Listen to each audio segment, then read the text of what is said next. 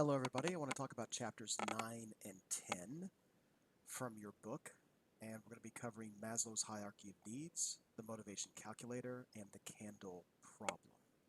Please listen carefully, as I'll have a few things I want you to do throughout this presentation that you will present the next time we see each other. Okay, so this is a puzzle, which is motivation. What motivates us and what truly changes behavior? So many people believe that motivation is a feeling. It is not. It is behavior. A person can say, hey, I want to learn how to swim. I want to be a great swimmer. I want to be a great swimmer. And there's a swimming pool next door, and they never get in the water. They may feel like they want to be a great swimmer, but if they're actually not going in the water and learning how to swim better, then they are not motivated. Motivated has everything to do with behavior and not just our feelings. So that's the first puzzle I want you to think about throughout this presentation. Now, this is Maslow's hierarchy of needs. Maslow talks about the most basic needs that people have. And what I want you to do is listen carefully and look at these different needs. Look at the one at the bottom, physiological. Now, physiological is very simple. It has to do with, am I getting enough sleep? Am I getting the proper nutrition? Am I exercising enough? Right now on a sheet of paper, please rate yourself from 0 to 10. 0 meaning you're not meeting your physiological needs whatsoever, and 10 meaning I am great. My sleep is perfect, my nutrition is perfect, I'm taking my vitamins, I'm doing everything I need to do to meet my physiological needs. From 0 to 10, please write that down. After you've done that, if any of you put 10, then you are, I think, misguiding yourself. Maybe you're 9.9, but there's always room for improvement. But I want you to think about sleep. I want you to think about eating. I want you to think about exercise. What's one thing, one simple thing, and the simpler the better, that you can do to improve in this area? Some people say eating less sugar. Some people say drinking a little bit less alcohol. Some people say exercising maybe 15, 20 minutes more per day. It's completely up to you, but write that down. Write down one thing you can do to make it a little bit better. Okay, after you've done that, safety. That has to do with not only safety in terms of your physical being, which is important. Are you watching yourself and looking around as you walk to your car? Are you locking your doors at night? Are you just keeping yourself safe, staying under 65 when you drive, not hanging out with people who are going to put you in danger? But also emotional safety as well. Are you hanging out with people that have your best interest at heart? Do you believe that the people, your friends, your colleagues, the place that you work, your boyfriend, your girlfriend, your wife, your husband, your fellow students, are they people who have your best interest at heart? From 0 to 10, please rate yourself in terms of safety. After you've done that, once again, write down one simple thing you think you can do to increase your safety, either with your physical self or your emotional self. Let's go on to love and belonging. This is a very key need that human beings have. Some people take it to the extreme that they get very radical with the group that they belong in, but love and belonging is something that we all need. It simply means you have a group of family and friends that you feel like you belong to. Perhaps you belong to a club. Perhaps you belong to a martial arts club or an art club, or perhaps you're in music, your community at your university. Do you feel that you have a sense of love and belonging in your life? Please rate yourself from 0 to 10 on this. And once again, write one thing that you could do to improve this score.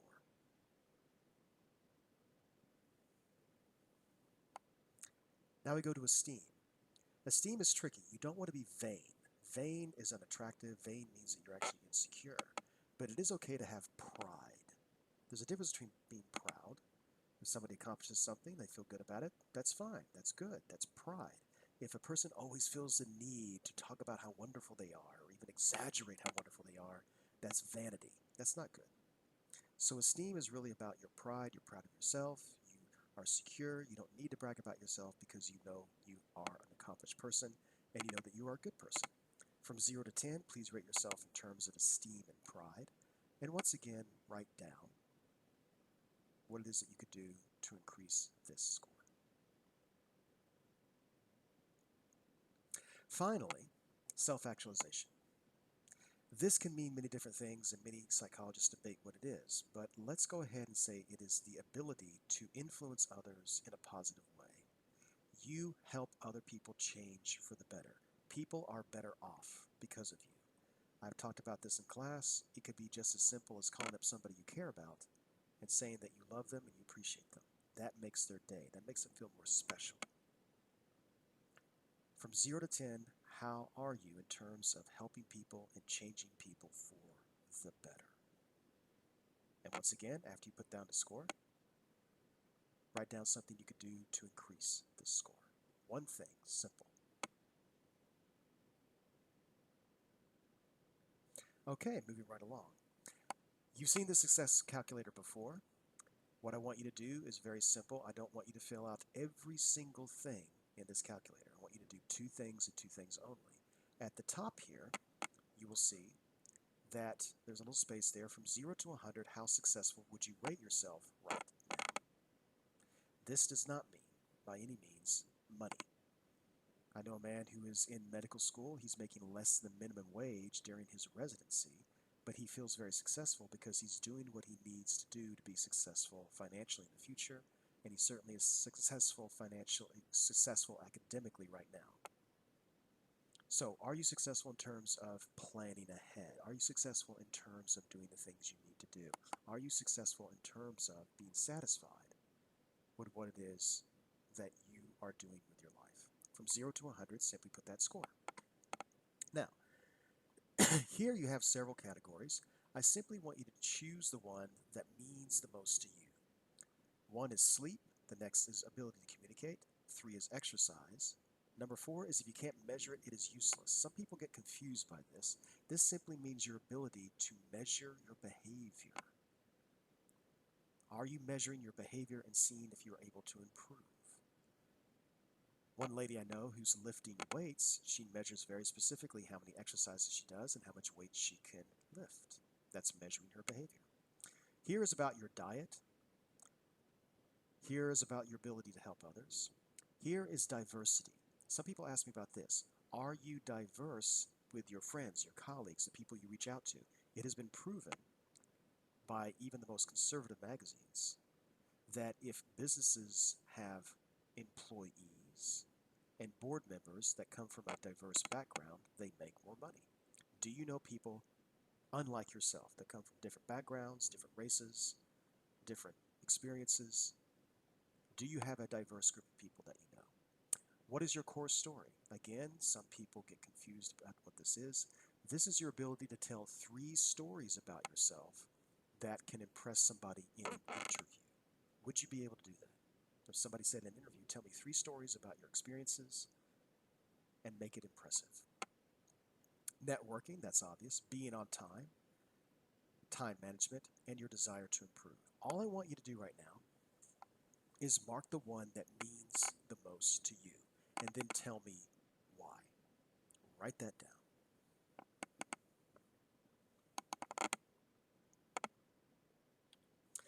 This is the candle problem that your book and many psychologists talk about.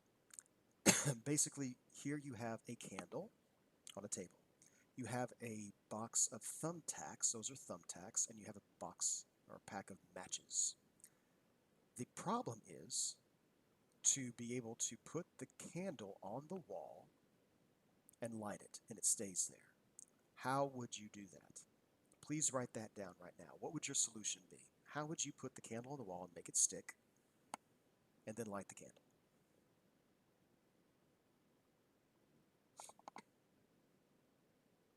Okay, so what people usually say are things like, I would light the bottom of the candle, make the wax melt, and put it and stick it against the wall, or they put a bunch of thumbtacks on the wall, one after the other, and they kind of try to put it on the thumbtacks. And then some people actually get the right answer, or the most appropriate answer, or the best answer, which is this right here. You use the box as a container, and you put the candle in the box, and you have the thumbtacks hold the box itself, and you light the candle. You maybe, light the bottom of the candle to make it stick on the box as well. Now, what's interesting about this particular problem is that who did it faster in an experiment? They gave people $20 if they could solve the problem, and then another group, they said, do it just for fun.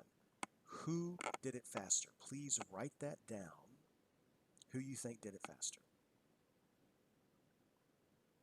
Okay, actually the people who did it for fun did it faster, and I'm going to tell you why.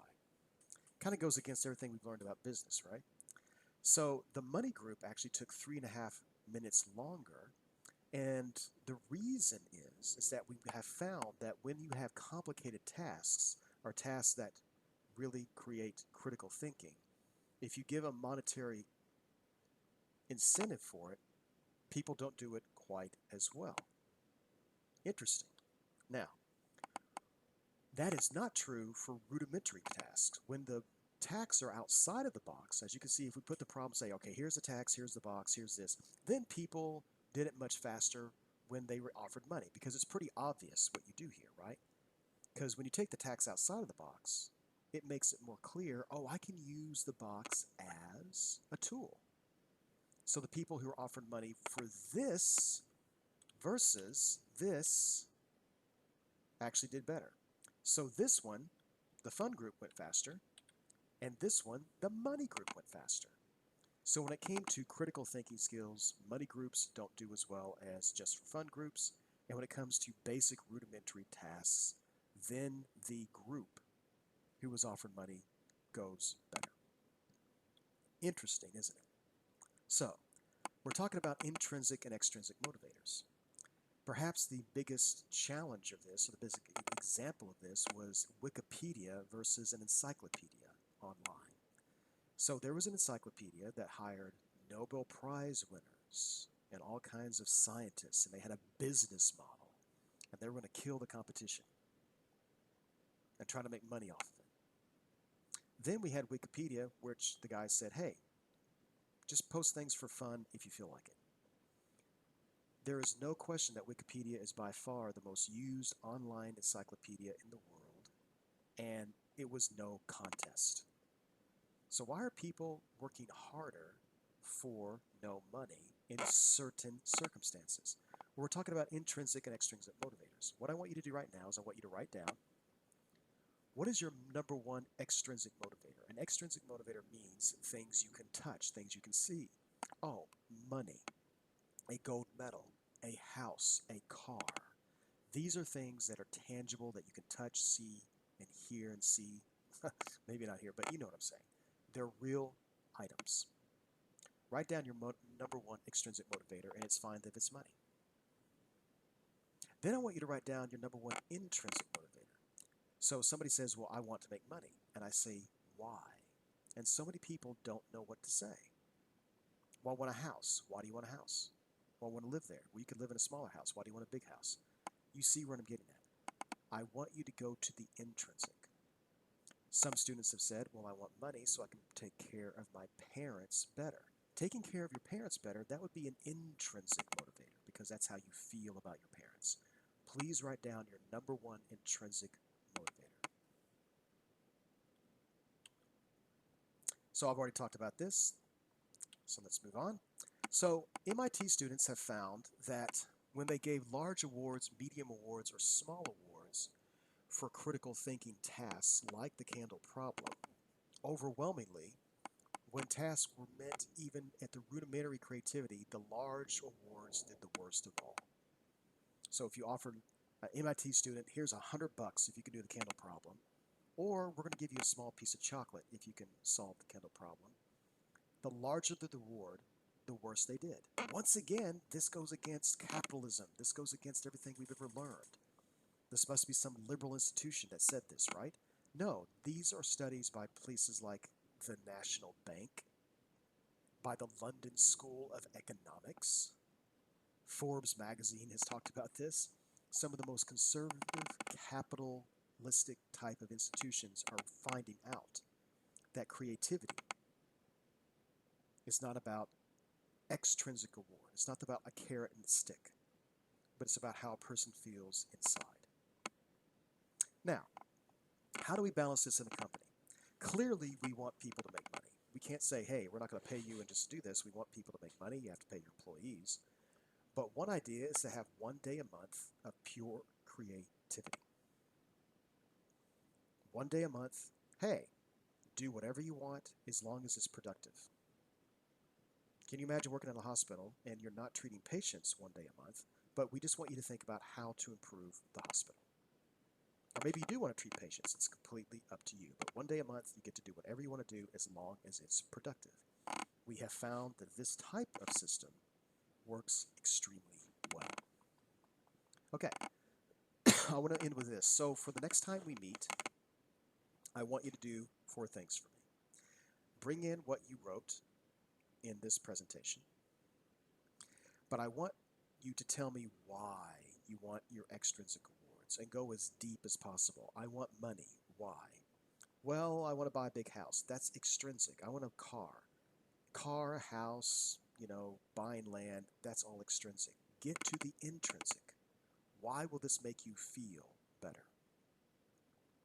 I also want to talk about stranger danger. So this is something that affects us intrinsically, and we've discussed this in class. I want you to imagine that somebody says something very awful to you, or even racist or prejudiced to you in the streets. This happens all the time in hospitals and in other places where you might find yourself working. And I just want you to be prepared. Some stranger says something racist, sexist, or prejudiced to you. How do you react? They're a stranger. So how would you react? Just be prepared.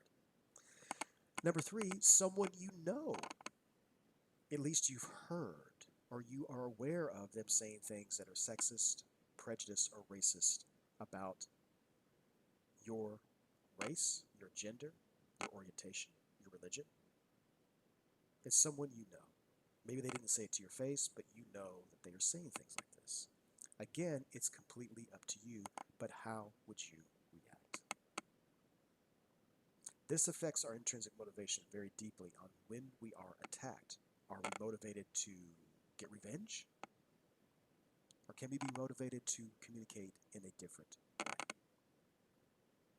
Finally, how to improve in one category of the SOS calculator. So the calculator that I showed you earlier, you chose a category.